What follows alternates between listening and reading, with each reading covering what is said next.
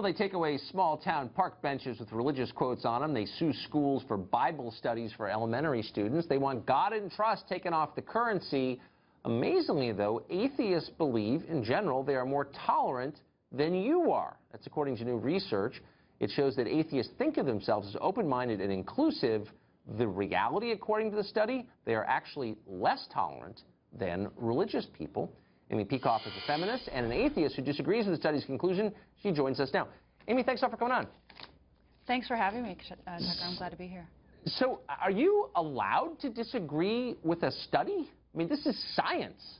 So don't you have to kind of nod and accept Certainly it? I'm allowed to disagree if I think that the fundamental approach is flawed. And I think there's one question that can show you what's wrong with the fundamental approach to this study, and it's this. Are you closed-minded if you refuse to seriously entertain or to spread fake news? And by that I mean a media-driven narrative for which nobody has provided any evidence. I would say no, and yet the notion of closed-mindedness at the foundation of this study is essentially the same as that. Interesting. Flesh it out a little bit. How do you think this study is flawed on its most basic level?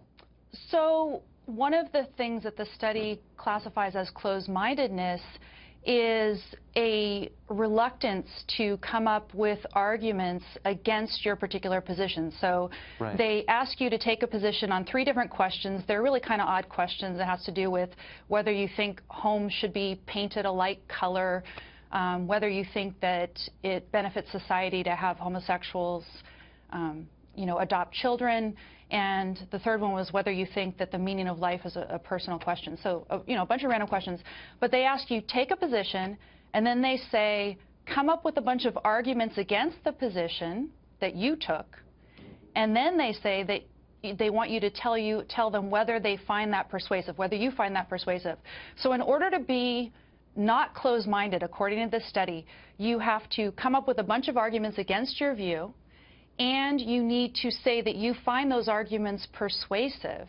It's not a situation in which you're presented for evidence against your view, and you've refused to consider that evidence, and then therefore you're closed-minded. No, it's asking you to come up with the arguments. Well, thank you for explaining that. That's really interesting, and I actually think the study's more valid than I did before.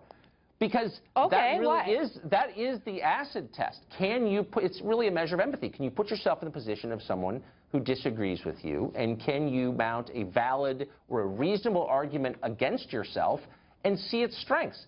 And if you can't do that, the question is why? And that is because you can't imagine that decent people disagree with you. In the study, Tucker, they would deem you closed-minded if you continue to find the arguments for your side more persuasive than the arguments for the other side. So I agree that it's very valuable in society, and in fact, I think one of the reasons that a lot of the violence is breaking out on campus, for example, is the inability of people to understand arguments against their own view. Exactly, I agree with that. Right? So and there's been studies saying that they don't teach critical thinking and everything. So critical thinking, the ability to think about arguments against your view is good, but then to be asked to evaluate those as persuasive and to say that if you don't think those arguments against your view are persuasive makes you closed-minded, I don't think that's valid. Well, then how about this? I mean, no, I disagree with you, but I think you're making a smart point. But how about just the reality that we see every day? I don't notice Christian groups suing to shut down atheist groups because they don't.